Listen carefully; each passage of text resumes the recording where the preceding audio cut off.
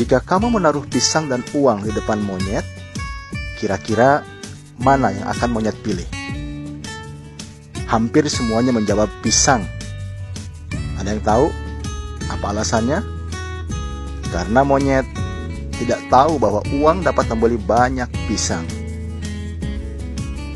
Dalam kenyataannya, jika kamu menawarkan pekerjaan dan bisnis kepada orang lain, maka banyak dari mereka akan memilih pekerjaan. Ada yang tahu jawabannya? Yes, karena banyak dari mereka tidak tahu bahwa bisnis dapat menghasilkan uang daripada gaji. Entah ini benar-benar perkataan Jack Ma atau tidak, yang jelas, kalimat yang di atas namakan Jack Ma ini tersebar viral di sosial media. Kalimat ini senada dengan pernyataan berikut ini. Jika orang diberi tawaran berupa uang dan edukasi, maka banyak dari mereka akan memilih uang. Karena banyak dari mereka tidak tahu bahwa edukasi dapat menghasilkan lebih banyak uang. Inilah yang disebut dengan sudut pandang atau perspektif. Disinilah perbedaannya.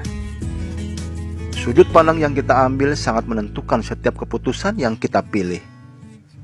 Dan setiap keputusan yang kita pilih akan menentukan hasil yang akan kita dapatkan. Itulah mengapa Wallace D. Wattles dalam bukunya The Science of Getting Rich mengatakan bahwa yang dibutuhkan orang miskin sebenarnya bukan uang, tapi inspirasi. Ya, inspirasi.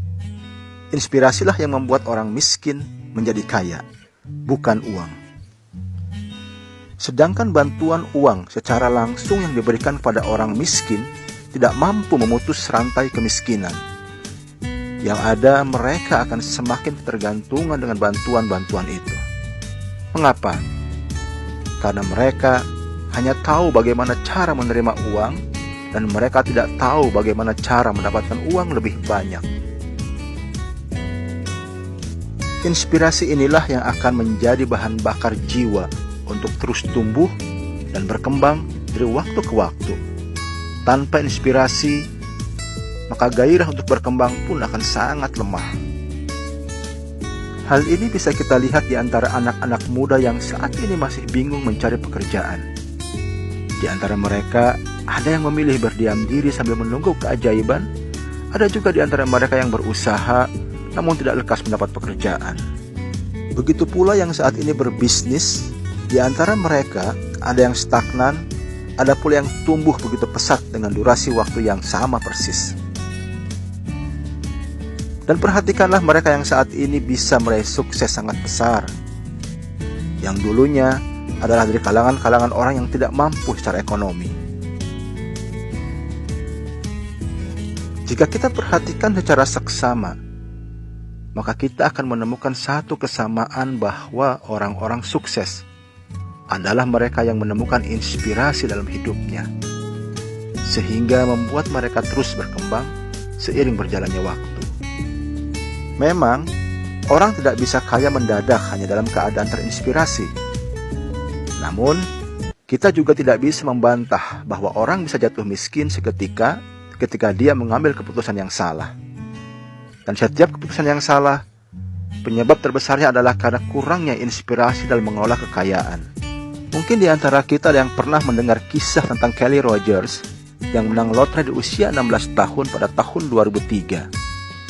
Dengan total uang yang diterima sebesar 3 juta US dollar atau setara dengan 41,6 miliar rupiah.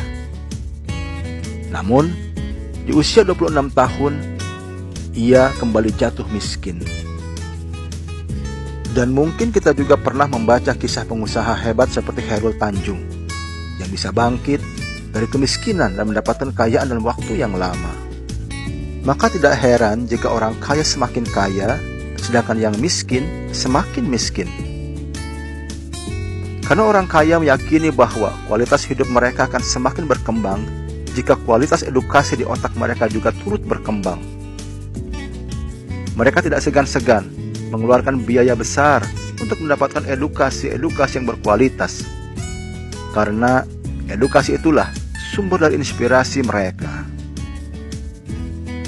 Sedangkan bagi mereka yang terus dalam keadaan miskin, selalu beranggapan bahwa kualitas hidup mereka akan semakin naik ketika mereka mendapatkan banyak uang, sehingga mereka terus menginvestasikan waktu dan tenaga untuk mengejar uang dan uang, tanpa memikirkan kualitas edukasi di otak mereka.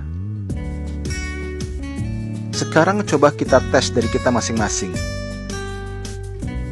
Jika Bill Gates tiba-tiba datang kepada Anda, lalu memberi Anda dua pilihan, manakah yang akan Anda pilih? Pilihan pertama, Anda diberi uang cash 1 miliar. Pilihan kedua, Anda diberi kesempatan untuk belajar mendapatkan uang 1 miliar. Ayo, kira-kira Anda pilih yang mana? Tidak ada pilihan yang salah atau benar dalam kasus ini. Semua pilihan adalah hak Anda masing-masing. Namun, pastikan ketika Anda dihadapkan dengan pilihan, pilihlah pilihan yang membuat hidup Anda semakin berdaya atau semakin meningkat kemampuan Anda dan berkembang lebih pesat dalam jangka panjang, bukan jangka pendek. Tidak ada cara yang lebih baik untuk meningkatkan kualitas hidup dalam jangka panjang, selain meningkatkan kualitas edukasi dan tindakan kita dari waktu ke waktu.